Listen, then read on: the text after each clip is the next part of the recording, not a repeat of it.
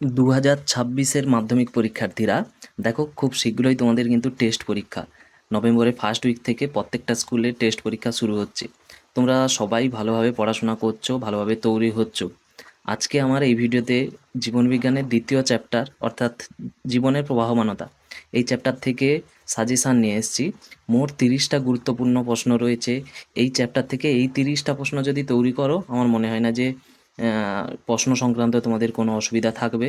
বাকি আগের চ্যাপ্টার থেকে 30টা প্রশ্ন সাজেশান আমি দিয়ে দিয়েছি, আগের ভিডিওতে আছে, সেটা তোমরা চ্যানেলে গিয়ে দেখে আসতে পারো। এই চ্যাপ্টার থেকে প্রথম প্রশ্ন রয়েছে, ক্রোমোজোমের গঠনের রাসায়নিক উপাদানগুলির নাম লেখো। দ্বিতীয় প্রশ্ন, সেন্ট্রোমিয়ারের অবস্থান অনুযায়ী ক্রোমোজোম কয় প্রকার ও কী কী? নর কি, এর কাজ কী? ক্রোমোনিমাটা কি, ক্রোমোমিয়ার কি? ডিএনএ এবং আরএনএর পার্থক্য লেখো নিম্নলিখিত বিষয়ের উপর। ক, শর্করা।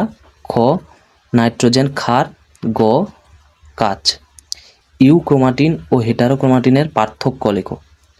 কোষ বিভাজনে অংশগ্রহণকারী অঙ্গাণুগুলোর ভূমিকা লেখো। প্রশ্নটা এখানে ভুল আছে, তো প্রশ্নটা হবে কোষ বিভাজনের অংশগ্রহণকারী অঙ্গাণুগুলির ভূমিকা লেখো। পরের প্রশ্ন অর্থাৎ 8 নম্বর প্রশ্ন রয়েছে, সমবিভাজন কাকে বলে, কেন বলা হয়? 9 নম্বর, অ্যামাইটোসিস একটি সরল কোষ বিভাজন প্রক্রিয়া, কথাটি ব্যাখ্যা করো।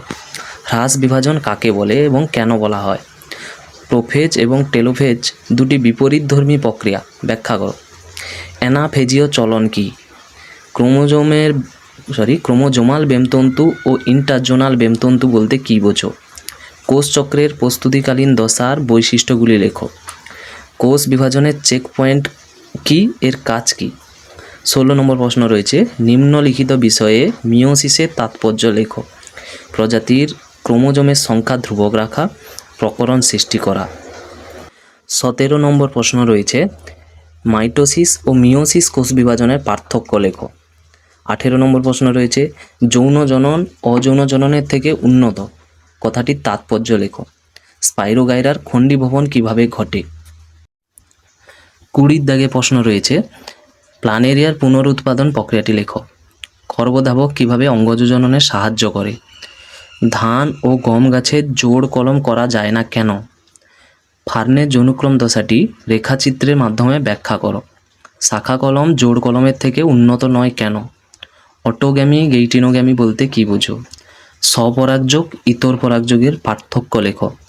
সপুষ্পক উদ্ভিদের দ্বিনিষেক প্রক্রিয়াটি রেখাচিত্রের মাধ্যমে দেখাও।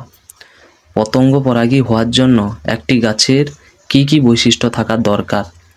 অর্নিথোফিলি, মেলাকোফিলি, অ্যান্টামোফিলি, উদাহরণ দাও। শেষ প্রশ্ন রয়েছে, বৃদ্ধি ও বিকাশের সম্পর্ক লেখো। এই ছিল 30টা প্রশ্ন।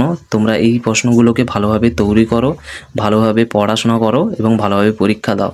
পরবর্তী ভিডিওতে তৃতীয় চ্যাপ্টার থেকে 30টা প্রশ্ন থাকবে, গুরুত্বপূর্ণ প্রশ্ন, প্রত্যেকটা প্রশ্ন খুবই ইম্পর্ট্যান্ট, তো তার জন্য ফলো করে রাখো। ধন্যবাদ।